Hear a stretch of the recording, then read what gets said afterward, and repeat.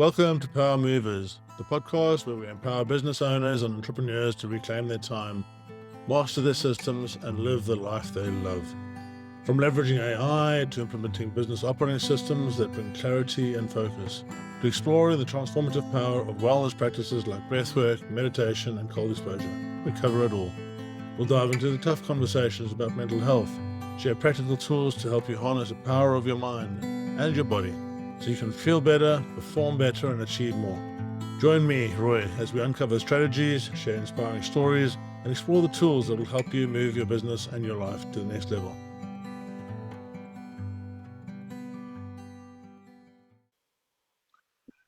I'm here with the lovely David Payne, a good friend of mine, but also a business colleague, and we've had a long history together, and David is quite an inspiration.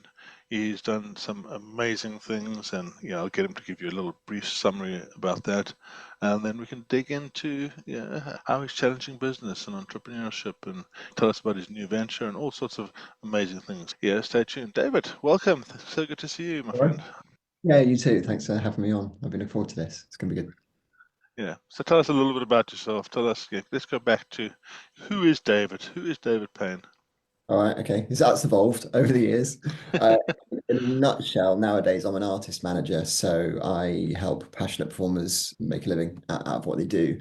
I've got history as a magician, I've been a hypnotist, I've done stuff on TV, I've done stuff in theatres, I've trained world record breaking magicians, I've got bands, record deals, all sorts of exciting stuff, but it's not always how it was.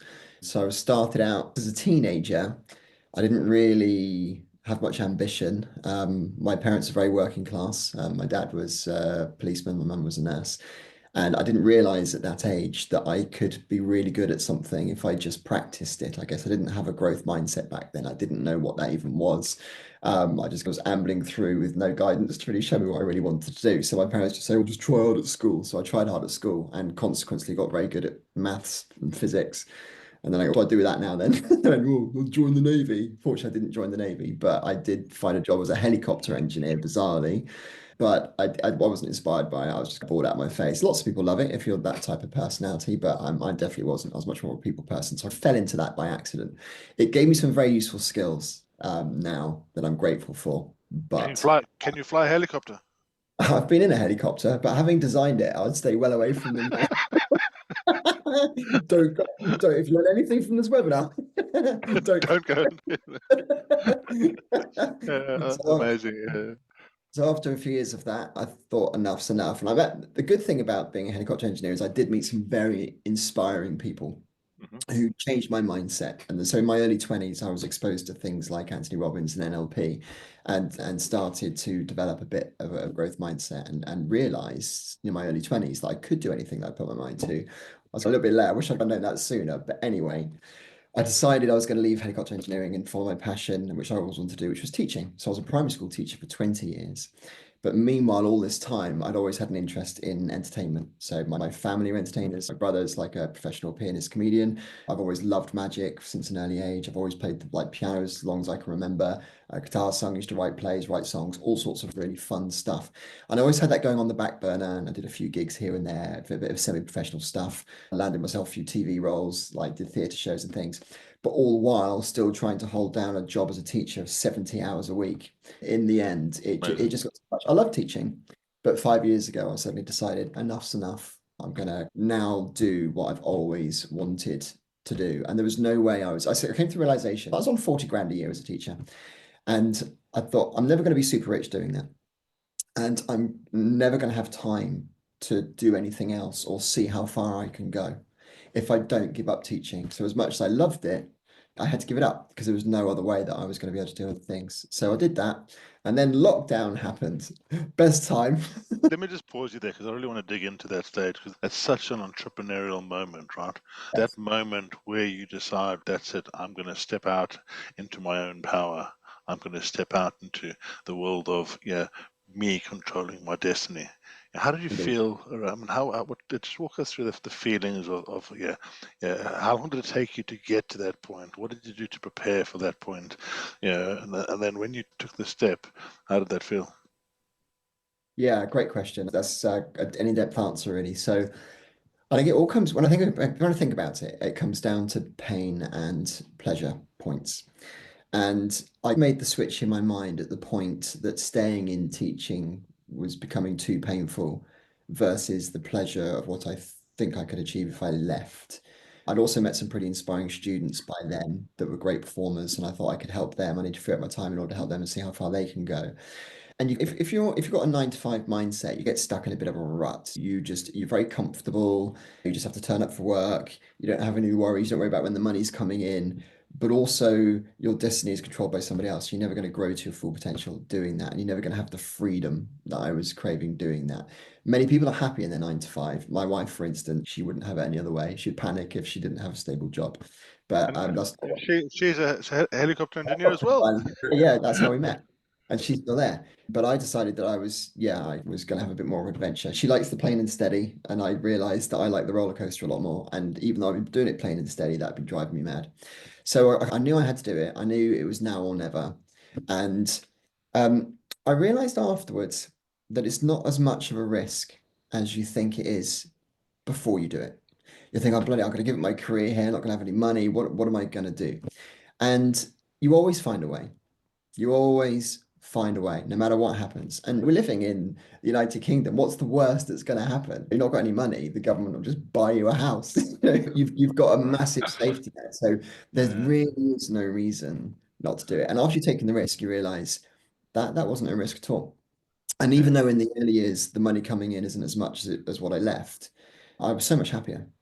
The yeah, lifestyle change was just amazing. I had so much freedom to do whatever I wanted. As a teacher, I can if my brother was getting married, I might not be able to go.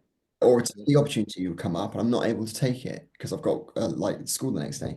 But you just immediately gain your own freedom. If I want to go to the gym, I go to the gym. If I want to do some work, I do some work. If I want to develop this product, I develop this product. And really, that's what I love about it. And it's got the potential to grow as well. A yeah, 9 to 5 has a cap on your salary.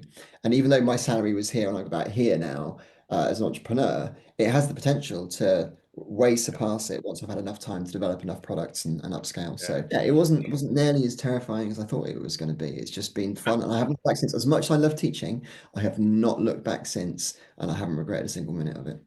Amazing. And it And it's is. your fault. We haven't said that it's your fault.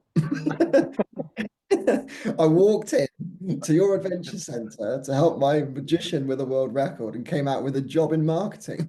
I think in all adventure stories or whatever you want to call it, you have that mentor that makes the biggest difference, the biggest impact. The Obi-Wan Kenobi of the Star Wars story, for instance, and that's who you are for me.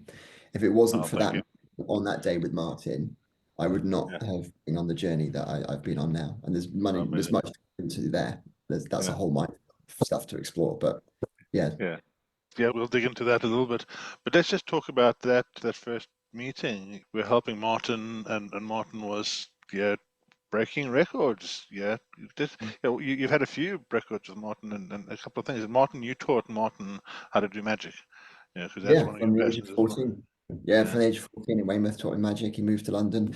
He always kept me as his mentor and his kind of what you call advisor, really. And so I've helped him on all of his world records. So I helped him. I was his mentor to help him get to where he is now, breaking 6 world records and having the most successful online magic show in the world during lockdown. And his world records in magic are pretty crazy. So just run us Yeah. through them very quick, very quickly. So the first one was the most number of magic tricks on a skydive. He wanted to raise money for a children's hospital where he did magic, which he was very passionate about. And he Yeah. said, I'll just do a skydive for charity, which is what everybody does. And I said, why do that? You're a magician. Do magic tricks on the skydive. No one's ever done that before. And when we looked into it, yeah, no one had done it before. And so he actually invented that world record. He was the first person to ever create that and set that. But in training for it, in a wind tunnel, he also realized that was a world record that never been done before. The most number of magic tricks in the wind tunnel. So that was 2. Yeah, he did the most number of magic tricks underwater, which we filmed at Pinewood Studios, where they film all the James Bond underwater stunts and things Yeah. using their camera crew. So one day I'm down the local pub singing stupid songs, and the next day I'm in Pinewood Studios directing James Bond's diving cameraman. It's like it's just Amazing. such a Yeah. random journey. And he's done a Yeah. couple he did a mind reading trick on TV, which is a world record, and a few others as well. Yeah, great. And then we met in practicing his underwater thing in Twinwoods. Twinwoods was the adventure center that I acquired just before lockdown, which was a whole other story. And you joined me there, and that was what a scary, horrific, fun, random time that was. Yeah, it really was. Yeah. Yeah. Yeah. Yeah, I learned for myself. I'd come out of companies, over 3 IT companies that I run, and I'd come into acquiring this massive behemoth of an adventure center that had all these different things: the hotel, the 2 restaurants, the soft play area, the swimming pool, the gym, the climbing wall, the surfing wave, the wind tunnel, the jump off the top, the escape rooms, all of these things. And yeah, we met, and you came and joined and helped with that, and just tell us a little bit about that journey, because that was so much fun.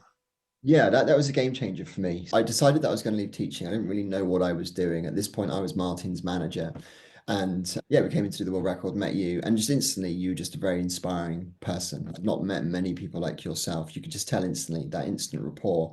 I've met a few like-minded people on NLP courses and things. So we immediately knew where each other were coming from. I think we understood each other really well. We could talk the same language, and I had some of that background, so I could understand your mindset and where you were coming from, and what you wanted to achieve.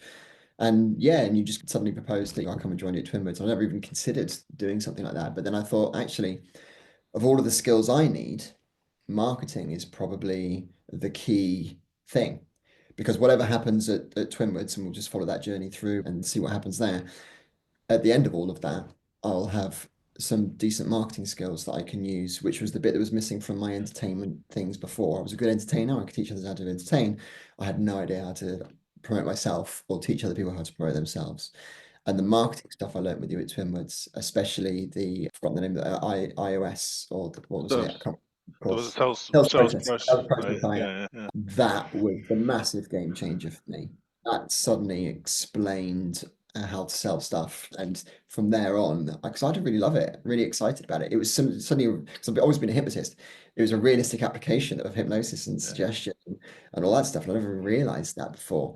And I actually went from not knowing anything about marketing to really loving it, and actually getting a great deal of pride out of creating some pretty decent kind of sales letters and things like that, both with you and stuff I did afterwards as well. And that's such a valid point for business owners, right? Yeah, the first thing that you need to do is dig into understanding how to get people through the door. Yeah, because if you don't have people through the door, you don't have anything. And I see it so often with my clients that what they'll do is they'll do something amazing. They'll have an amazing idea, and the tendency is, I'm just going to throw some posts out into Facebook or to LinkedIn or to and then wait for people to come. And people buy from people, right? People buy from people that connect with you. And really, probably at that stage, I'd been running IT companies, right? And IT companies are the least sexy thing in the world to sell. They really are, right? Everyone has an IT company and everyone has an accountant, and both of them not so sexy, really not so sexy. So I'd already been fairly successful within the IT companies over what I started my first company in 2002.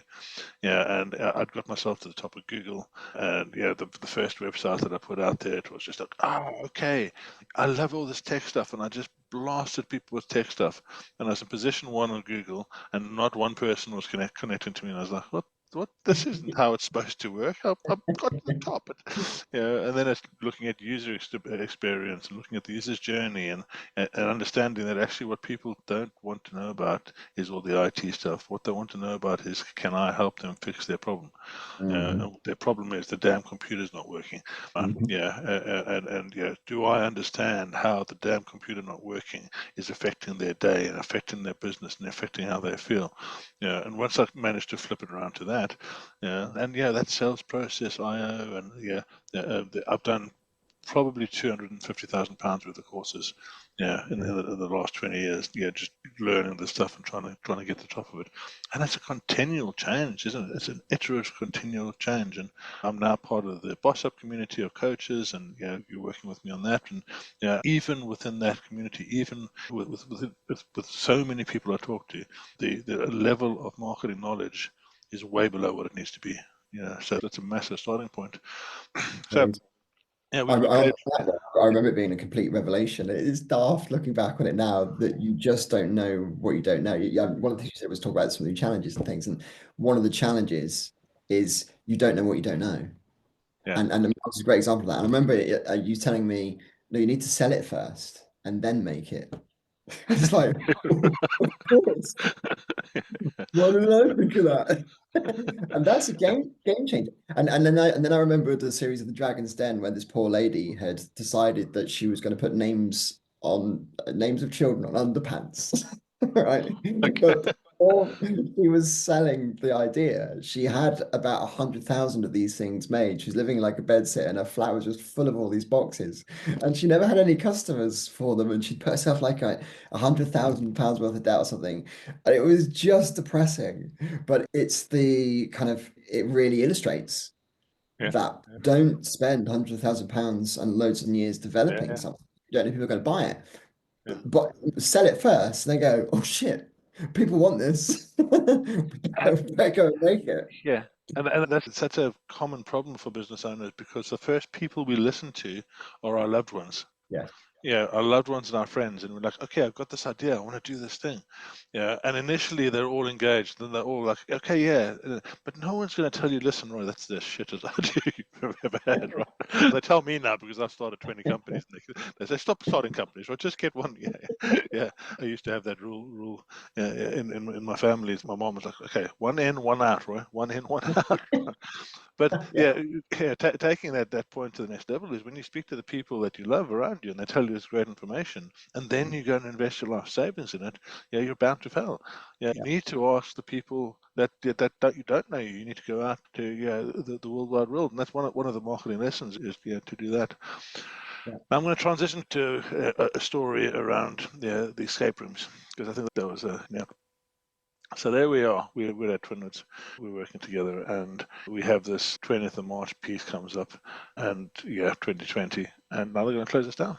They're just going to close us down. And I sat in the corner and cried for a good couple of days. Yeah, it was just I was broken. I really was broken. And then I decided. Yeah, I sat and I went through this in my mind. I was like, okay, you can do this, Roy. You can do this, and had a little chat with myself as well. Okay, let's do this. And I'd had the idea of taking escape rooms. Yeah, I was in the IT game, so I knew about Zoom and WhatsApp, and the first part of the idea is I'm going to take these escape rooms and I'm going to present them online. Yeah, we'll make them visible online. And so we went through that process, and I got the staff together and sat down and said, "This is what we're going to do," and everyone said, "Roy, you're crazy. That'll never work." Yeah, and I'm an entrepreneur. I believe. I'm positive. It's when I get going behind an idea, I just write. And we did that. We set it up, and we finally worked out on Zoom that would work. And we did a couple of tests, and it wasn't bad. Yeah, It was a and yeah, brilliant product, I have to say. It was brilliant. yeah, I remember doing the product the first time. It was fantastic. yeah. And we went through, and then we had to learn how to market it, right? And who we're going to market it to, and how. And that was so informative as well because we started dealing with Google and Facebook and LinkedIn and Twitter and all the banks, Lloyd's and Santa. We just had, and with a little bit more knowledge about that situation, if I had that knowledge I have now, we could have saved the entire organization with that. Mm.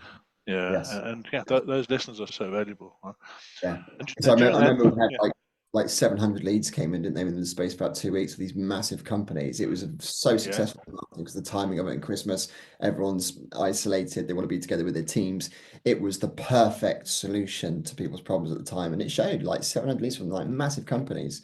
And then, that was the bit that you really got right was the marketing stuff. Then we had like the problem of then what we're going to do with all of these leads. where are we going? Shit, build more escape rooms quickly. Yeah. And we started doing that. And we were spread quite thinly because there were so many other things going on and so many other things that we were trying to try. So I think what we're alluding to there is maybe chasing the money. The escape rooms were working. Yeah, And in hindsight, we probably should have put more resources into that. It was a great product. yeah. And the other side of we didn't know what we didn't know, like you said before, right? During that whole period, the government was coming back and saying, "Okay, we'll open up shortly," and then no, we're not. Okay, we're gonna and every time we spent another 20 or 30 grand on marketing and started trying to get everything ready and cleaned everything up and got all the staff back in, and then we're disappointed. So and we can go into that story in we can spend hours on that, right? But the valuable thing from a business owner point of view is, even though it ended badly for me, very badly, I ended up in hospital. At this stage now, when I look back, the lessons I learned in that period, you can't learn them anywhere else. You have to step forward, you have to make mistakes, and then you have to take those mistakes, and turn them around to lessons and put them into your wisdom. Because if you make a mistake once, that's fine. That's where you learn. If you keep on making them, then you need to review it. And so then we started going through this, and we started working with. I'd been working with EOS, with Traction, and with the way to run a business. And it was great because the team got involved, and you got involved. We were using the 90 operating system. We were learning. I was basically teaching, coaching how to do all of that. So what's your view of your Traction, first of all? And Traction's a book by Chapman that I read at the point in 2017 when I got trained. I had a very expensive EOS coach, and he really helped me get my businesses on track. And now I'm working with BOS, which is, so we might have interchangeable kind of terminology as we go forward. What were your lessons there? What were the things that stood out to you? Yeah, that was a game changer. This is why it was such a privilege to be working alongside you at Twinwoods, especially since the company was growing fast and I was like really involved in the mix of the senior management level. So I was like, I had a front row seat effectively to see everything that was going on. And my knowledge started from zero. I knew nothing about companies. I've been a teacher up to this point, and I'm suddenly plunged into this like corporate world. You had this like amazing like growth mindset and an amazing business knowledge of how to do stuff. And it was a game changer. Everything now I learned from that I can use now, and I am using now. And I wouldn't have been able to, I wouldn't even known about it if it wasn't for you. So the Traction, I think anybody thinking of starting a business, that's probably the first thing you should start with. Just read the book Traction, especially if your business is going to have a significant number of employees, or even contractors. It's just a way of managing a business so well. It's just such common sense, practical sense. Every single thing, every chapter in that book or every page in that book has something that you can just apply to run your business, and it works. And it's unlike some other books, right? The same message, it takes 300 pages, say the same message. No, Traction is just stacked with really useful advice, from how to set up your organization to how to structure meetings. And the 90 stuff was a real game changer. The meeting structure was one of the best things I've ever learned. And I've used that ever since so many times. And it's no way. It's actually possible to have an efficient meeting. Meetings are now actually useful. I used to hate business meetings, because what would happen, and I'd feel myself before a meeting just getting more and more worked up, because I know how much it's costing me, right? I know I've got 10 people that I'm paying X number of pounds an hour to be here, and then we sit in this meeting, it takes 2 hours, and we go through a whole bunch of stuff. This was pre-EOS. We go through a whole bunch of stuff, and everybody has their say, and everyone, you've got the high end kind of talkers, the more A-type people, A-character people really trying to jump in. You got the not forceful people just sitting there not saying anything, and everyone's got useful things to say.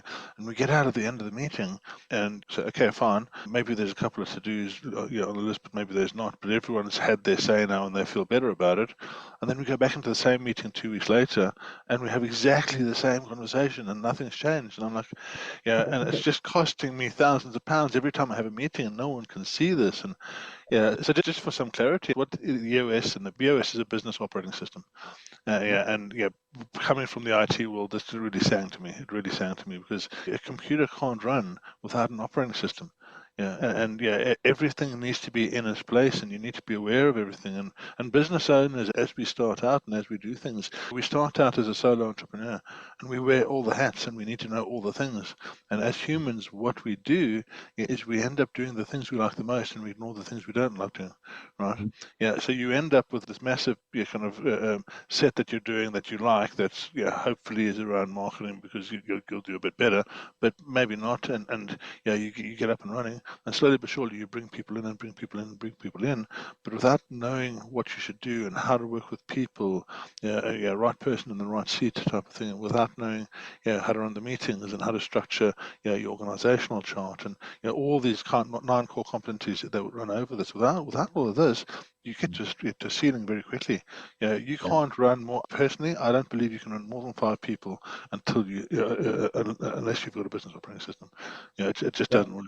And with 5 people, I'm also talking about those people you contract in, and the people you contract in for marketing, the people you contract in for accounts, for whatever it is, and I mean that's been the most formative part of my business is knowing and running EOS, and while I was doing all that work with you at Twinwoods, I was still running 3 IT companies in London.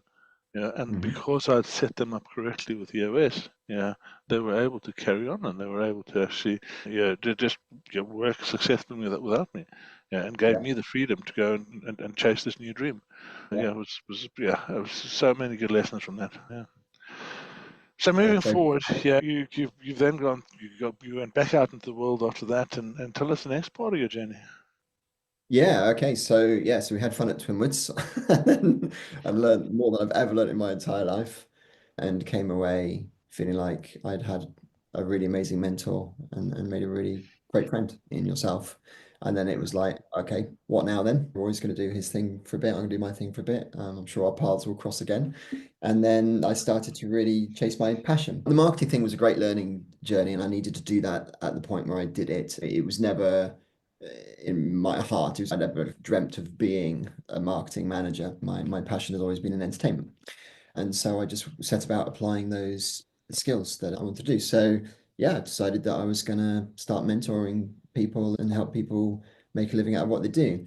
It's really, I was mentoring a very talented singer-songwriter called Asha, and I was just working exclusively with her for a while to build my reputation in the music industry. And then after about 2 or 3 years, I've gained quite a good reputation, and people really know me locally now, at least as the go-to person when it comes to knowing anything about any kind of like entertainment. And so last Let's year, just dig in a little bit to that before we go into the next step. What is that problem for people? What is the problem that you're solving for people?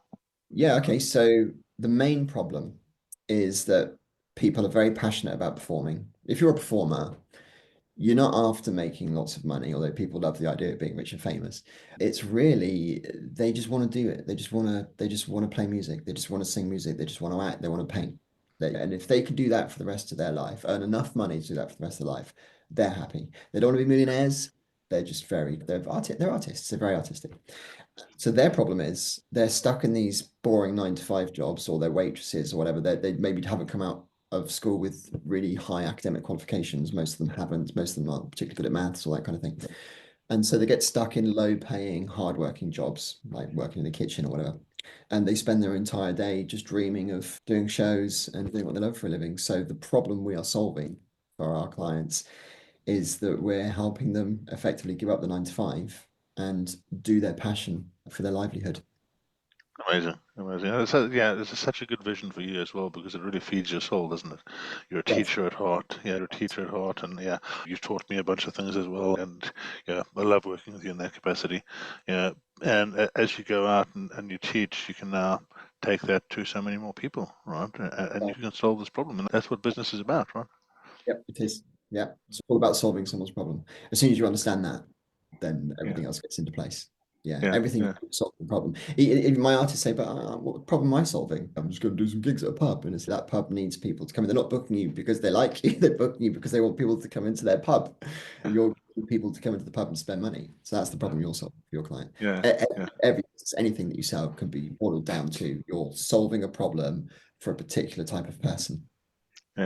So going now to the next stage, you've got this problem, you see this opportunity, you want to build out your own piece. Because obviously I've spent many years honing my own talent. I'm a pretty skilled magician. I'm a skilled hypnotist. I've been there and done it. I've done TV. I've done theatre shows off my own back. Not off. I didn't have a manager or an agent or anything. Everything I've done in the past, I created it for myself. It's normal to put me for a theatre show. I'll just create my own theatre show and just go and do it. And I did. And also the music, and I play the piano blindfolded. I learned the electric guitar this year, so I can now play like Slash, like all the Guns N' Roses guitar solos and stuff. So I've got really good electric guitar. And so I've got all of these skills as a performer. and then learnt the marketing skills from you, and I was a teacher, it just makes sense for me to teach people how to perform, and promote themselves as performers. So I'm perfectly well placed for that. And then, as chance would have it, I met Freya. So Freya is a 20-year-old performer, singer, Uh-huh. very vibrant, full of life, a really incredible person, real inspiration, a really nice person as well, as very Yeah. talented. She's got a good heart. And I just saw the opportunity. I think the entertainment business is very much a young person's game because young people have more potential than older people, generally speaking. And so the problem I've got is I don't have youth on my side, but I've got experience. The problem Freya's got is she's got youth on her side. She doesn't have the experience that she needs. You put those two together and you've got a very powerful partnership where I can Yeah. provide the wisdom for our clients and Freya can provide like the pizzazz and the talent and the motivation and attract people towards what we're doing. So yes, we decided to start a company called Full Time Talent, and we are helping passionate performers make a living from what they do. And there's a few sectors of that business. One of them is we just find talented people and then create shows with them in, and then send them out to holiday parks and theatres and social clubs so they can start earning money as a gig. And the other side of it is to teach them to fish. So not giving them a fish, teach them to fend for themselves, to set themselves up as an independent artist and learn everything they need to know to make it on their own without needing anyone else's help if they don't Yeah. want it. Yeah. And so we're doing that with video courses, from anything from how to play the piano by ear to how to do your accounts and how to get gigs. And yeah, like mentorship programs and Zoom Yeah. calls, open mics. It's just a whole thing which just it's just feeding into itself. We're training performers, they're getting better. That gives us people to create more shows, to feed into the network of venues that we've got. And the whole thing is just building and building. I mean, last year was our first year as Kings. So Kings is the all-female Queen tribute band, which was our pilot product effectively. And I Yeah. took your advice. We just made 10 minutes, like a 10-minute show, minimal viable product, Yeah. and Yeah. the largest showcase in the UK, and got a few bookings from that. Did those, really delivered on them. And then those venues went, these guys are one of the best in the circuit. They were telling us, the entertainment team was telling us we're one of the best acts on the circuit, and it's only our first year. Yeah. So they booked us for a whole bunch more shows. And now this year, Kings are unbookable. All of their dates are full for 2025. And it's Well only our done, second man. year. Yeah, and we started working together. I started working through you with our Elevate 360 program. Yeah, and it was yeah, quite different for me to come in to that environment because you already had so much knowledge and you'd already learned so many of the things. So yeah, it was really a lot of it was fine tuning and tweaking and just having different views and having different discussions about what products are good and how the market's changing now. Alex Ramosi, Russell Brunson, all of these different key players that have got good ideas to run with, and that process, for me is also, I love working with people that are entrepreneurs because there's so much independence, there's so much drive. There's, if you don't do it for you, you don't get anywhere. So it's not like, from your teaching point of view, you've got a bunch of kids out there and they don't want to do it. Everyone's just so engaged. And how's that process been for you? How's that kind of, Like stepping into the world of entrepreneurship, do you mean? We're working with the Elevate 360 program, going through step by step on that, and Yeah, no, really powerful. Like you say, I've learned a lot of it already from you. You weren't starting from scratch with me necessarily. We were recapping and tweaking and fine tuning, but it's all stuff that it just makes perfect sense. And I just urge anybody that's starting out and becoming an entrepreneur to get involved in that, because otherwise, if they don't have someone like you, they're not going to know where to start, but they won't realize that they don't know where to start. You don't know what you don't know. So you've got so much value to offer people that are starting out a business. They just need to get involved, and they'll be amazed. But no, but you helped me put the organizational chart together so that when the company expands, we'll be ready for that. We won't be chasing our tail. That was very helpful. Obviously, the 90 meeting stuff, we already knew. We started to go into AI. That's how the world is changing now, and you got lots to say on that. And yeah, you managed to inspire me in that. It's an interesting one for me. yeah, So you some of the programs you've introduced me to, yeah, definitely that I can see how that's working for my business. Other programs, I can see how they work for other businesses, and I'm not sure how they fit with what I'm doing yet. other programs that won't work for us now, but in a year's time, when we're bigger, they're going to be really important. So it's really good to, even if you're not using them, you need to know about them. You need to know how the Yeah, world's yeah. changing so you can make an informed decision. Yeah, I come back to the AI piece because when we first started talking about it, there was most definitely a little bit of reluctance from your Yeah, side too. Yeah, because yeah. you're so good at writing and you're so good at putting these words together, and you've already got this amazing ability from your teaching days and from what you've learned, and obviously you're a smart guy to be able to keep a lot of stuff in your head and just be able to plan and structure. And so coming in and saying, "Oh, I should use this," and I'm like, "Nah, I don't really think so." So I really had to work hard to say, where's he a bit weaker? Let's show him how to work in that situation. Let him play with it. And seeing you evolve into an AI-friendly being has been one of my great joys. And Yeah. it is that, and I do that with a bunch of people. I've got people that are, there's a lady that works with meditation and other things. Says, oh no, AI is going to take over the world. It's going to upset my brain and do all of these kind of things. And then when you get into it and you realize what it can actually be used for, it's like, this can save me time, this can save me money, this can save me effort. I don't have to necessarily do all the things I did before because it's easier. So I think it's particularly important when you are expanding. If you're thinking of employing someone, if you're thinking of employing a chump, yeah, or just getting AI to do it, it's going to take you like more time and money to train somebody to do something that AI can do a yeah. lot of. So I think the way to go, and I think you were mentioning this, is to employ people that can use AI, and that's the I'm way. literally looking now at a new social media person. So I've just engaged.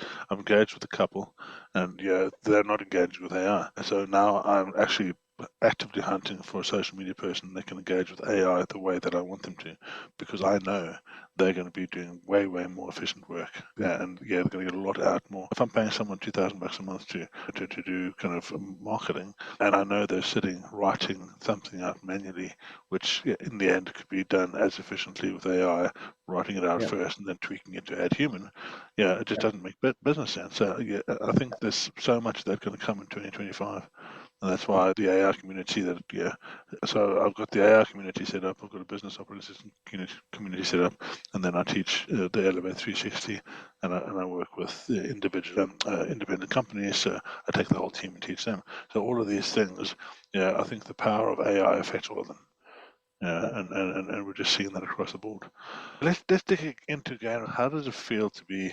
You've stepped into this journey now, and you're obviously loving it. It's such a powerful place to be when you get there because you're not answering to anyone else. You are your own boss. And I'm super unemployable. I would never be employable again. I just Yeah. couldn't broken it. But tell us a little bit about how, what your future plans are, how you're going to get there, how it feels to be where you are at the moment. Yeah, it's an interesting one now because I feel the same. I feel like I could never be employed again now. Uh, Whatever happens, if I put as much time and effort into my own business as I would for somebody else, I could create my own wealth. I'm not to say I wouldn't do like subcontract work for other people and things and help other people, and Yeah. that's fine. But I probably wouldn't take an employment job now. It would just go against everything that I'm about now. It would just take away the freedom that I've gained for myself. And yeah, you just got to trust yourself and just go for it. Do things sensibly. One of the things I've learned, and it's only an opinion this, but is maybe not to try to grow too fast. And I think get solid foundations in place, get the products working, be thinking, what's the minimal viable way I could do this to prove that this works, test it, and then turn up the volume on it. So with that in mind, and one of the question about the future, one of our future strategies is to develop about 10 similar acts in the next 10 years to King's, the Queen female band, because they are getting into lots of holiday clubs, cruise ships and things like that. And so the next one's going to be the Beatles, which is the female Beatles. And so you see what we're doing there. Buns and Roses is going to be my favorite one. Amazing. You're gonna have so much fun with this, right? Literally, literally. I know how your mind works to a degree, and I can just imagine the list that's coming. Yeah, what are you gonna do? What are you gonna do? What are you gonna do with Def Leppard and White Snake? So yeah, so the future of full-time talent is going to be 10 years time. We'll have 10 acts out there doing maybe 50 to 100 shows a year. So that's one way of upscaling it because Yeah, me just doing a gig, and I'm doing gigs myself at the moment because for proof of concept. So last year, Frey and I developed an act called Frey and the Phantom, where I blindfolded, she sings, and we went from 0 to getting like 60 gigs a year in the space of 6 months, something like that. But now that's something that we can show other people how to do. We went from 0 to 60 gigs a year in 6 months. This is how you do it, and that's the reason why I did that. So I'm still performing for those reasons as proof of concept. But the plan is for me to step away from that, because I'm always, if I have to be there to offer the service, there's always going to be a cap on how much I'm able to earn. If I can train people to go and do those shows instead of me, then I can sit back, and while they're away, the money's coming in. So that's that plan. But the one that could go really big, if we get it right, is the video courses. And that's the main focus for this year. I'm going to stop you right there.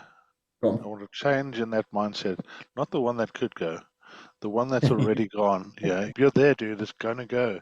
Yeah, it's going to work, right? Yeah, no, you're absolutely right. And so the video courses, they're so scalable. And I'm starting with the piano course because it's just an easy one to start with. I've filmed it during lockdown, so it's already filmed. It just needs to be edited and put out there. But then eventually, over the 10-year course, we're going to build an entire academy. So you could literally come to full-time talent, and whatever sector of entertainment you are in, you can learn how to do whatever it is that you want to do and know how to go and get work. So if you want to be in the West End, here's a course which gives you the steps of what you do from people that I have worked with that are now in the West End. Like one of the people I mentored is now the resident director of Heathers, for example. Chris, he's about to break through in the mainstream pop industry. It's if you want to be a famous pop star, here are the steps that you take. Course by Chris Payne. If you want to be a world record breaking magician, if you want to have the most successful online magic show in the world, this is what Martin Rees did. So all of the things that we've done, we're able to turn courses into them across all genres. I mean, we also teach about accounts and marketing and promotion. It's just it's a one place to go to learn whatever you need to learn at a price that a college dropout can afford. I don't have to go to university and spend like £80,000 to learn something very niche for a lot less. And we talk about your value ladder, and we had a bit of this conversation, and that value ladder being, okay, so at the lower level, you've got them doing the courses, and you get them within those courses to be successful, and once they start being successful, they need more support from you, and then they can go into more of a group session. Once they're doing well in the group session, then they go up to, okay, I actually need David to one-to-one management and or training, and you can just move them up your value ladder. Your time is so valuable. Your time is valuable. You've already given them, you've proven them the value you have to give them. Then it makes sense for them to step up to the next level and step up to the next part of your value ladder. So it's just perfect understanding at this point of where you are. I love the way you've embraced the 10-year view, because that's so important. And then you bring it down to the 3-year view. Where do I want to be in 3 years? Where am I going to be in a year? Where am I going to be in 90 days? And you start doing, and you've been doing, we talk about the rocks and on the EOS, and these rocks are projects. So much of what you're talking about now is working on the business instead of working in the business. And I'd say probably 90% of business owners end up working most of the time in the business and not on the business. So you're doing it perfectly well. I'm just so proud of how you get in there, because as you work on the business and you remove yourself from in the business, that's where your freedom comes from, right? That's really where your freedom comes from. One of the things we do at the start of every month in our directors meeting is we put our top 3 priorities for the month, which feeds into the long-term vision. What do we need to be doing now to achieve this later on? And then all of the goals and things that we're talking about as top priority are fitting into this. If there's something on the list to discuss that isn't fitting into this, we will be thinking we don't need to discuss that now, that's for later. And let's be problems that are relevant now. And the operating system that you've taught me in 19, all that, and the things that you can coach other people in, that's the power in that, is recognizing how to put first things first and do what's important and stay focused on those things. It's so powerful. It's a game changer. The way you've embraced almost every point of it, and each of these things along the journey, you're putting them into practice, you're testing them, and it's working. You started with a 10-minute show, and that now you're fully booked for the whole year. Right? How amazing is that? I mean, how does it make you feel, right? Yeah, it's great. And it's great not just for me, but for the other people that I'm helping. I'm probably not like most business people, and you're probably going to shoot me for this one, but I'm not in it for the money. I'm in it for the experience, and I'm in it for helping other people and bring them all along with me.